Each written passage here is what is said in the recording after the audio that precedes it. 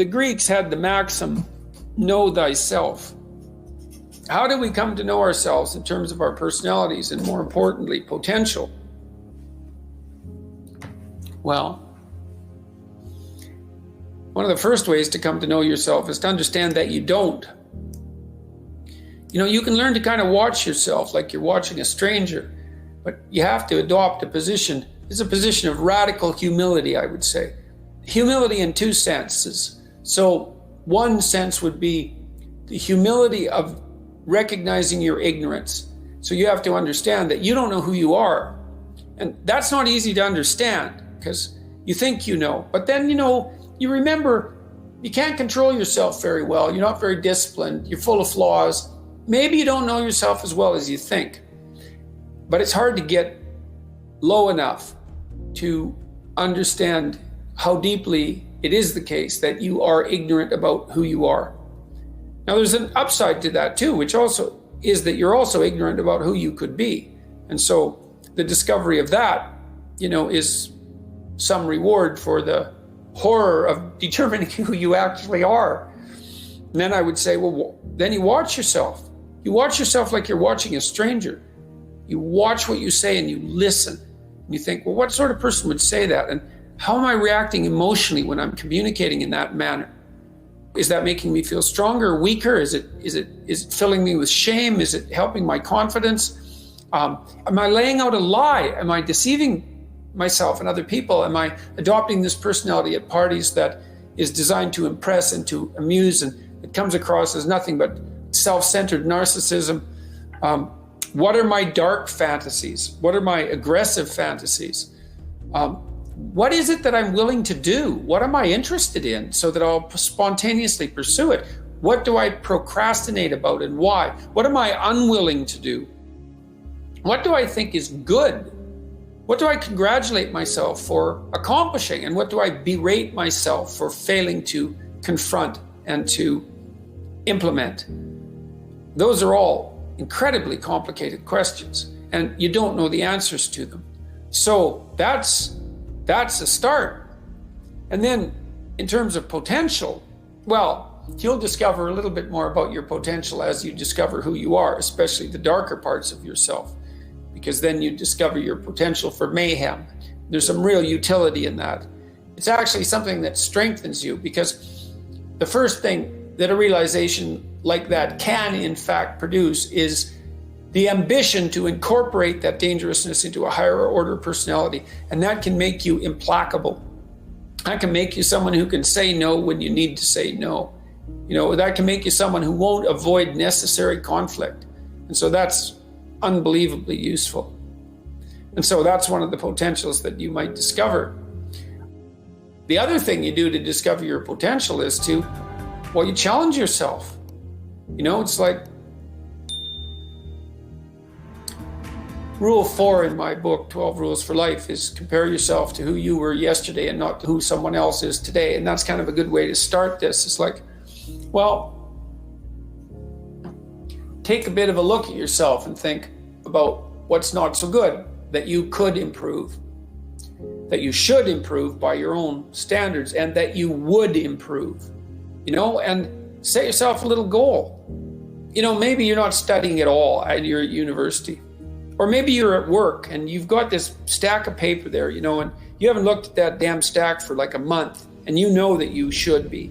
And you're bothering yourself at night because you're avoiding that. You think, well, I've avoided that stack of paper completely for 1 month. I'm quite a coward when it comes to whatever snakes might be hidden in that stack of paper. How about tomorrow I just put that stack of paper in front of me on my desk and I glance through it for 15 seconds. See if I can do that. It's like, well, you set yourself a goal of improvement. It's a humble goal, because really, are you such a coward that the best that you can bloody well manage after a month of avoidance is 15 seconds of exposure to a stack of paper? It could easily be. You've been avoiding it. So you're obviously afraid of it. And so the situation could be that dismal and dire.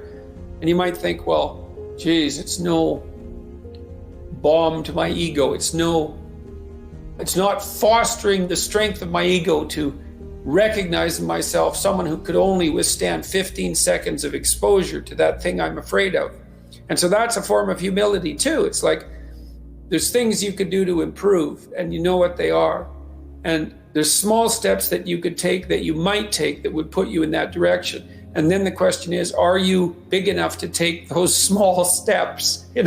Are you capable of grappling with the fact that you're fundamentally flawed to the point where you have to break things down into almost childlike steps in order to manage them? And the answer to that is, yeah, you are.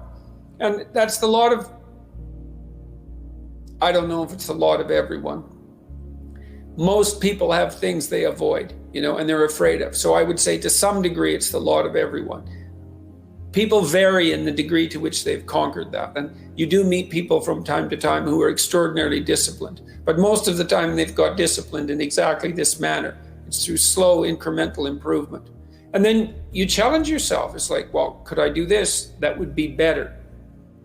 Then you find out. And then you think, well, is there something slightly larger and more challenging that I could do? That would be better. And you try it and you find out. And as you try it and you find out, generally you get better at it and you can take on larger and larger challenges. You take responsibility for yourself. That's part of standing up straight with your shoulders back. It's like, take on the world, man, but only at the level that you can manage. When you're ignorant and biased and deeply flawed and immature, it's where everyone starts. You don't want to bite off more than you can chew, but it doesn't mean that you can't wrestle with part of reality. Some part that's small enough so that you have a good shot at victory. And to put yourself together, the first steps towards that is to allow yourself to be a fool, right? It's because you don't know what you're doing. You have to admit that. And there's going to be a loss of ego or destruction of ego, arrogant ego that necessarily accompanies that. But you need the loss of that arrogant ego because it's precisely what's interfering with your movement forward. It's part of the adversarial process, mythologically speaking, that stops moral progress. You're too proud of who you think you are to notice what you're like so that you could change properly. You don't want to sacrifice that part of yourself. It's probably associated with some delusion that helps you maintain a positive, although very fragile self-image, in the absence of genuine effort.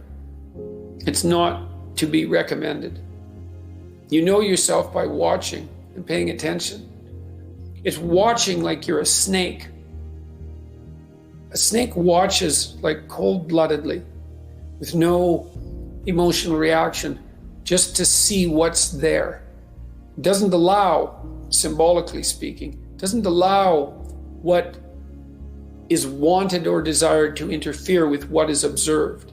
So you watch yourself like that, as if you don't know who you are. Well, that's the beginning. And then you challenge yourself continually to see how far past yesterday you can push today and tomorrow, and to continually experiment with expanding the domains not only of your competence, but of your ability to increase that competence. And the upper limit to that is proportional to the moral effort that you put into it. The more that's guided by the highest of all possible visions, right? The alliance with the highest of all possible conceivable good. And the more it's accompanied by truth in speech and action, the more you will develop your potential. And you also, I suppose, have to be willing to undertake that as an adventure, because it's a hell of a thing to bear that kind of responsibility. It takes a person out of the ordinary. It takes them out of themselves. And there's an alienation and an isolation that goes along with that, and a great sorrow, all of that together. But there's deep meaning to be had in it, and there isn't anything better that you can do. So that's the answer to that question.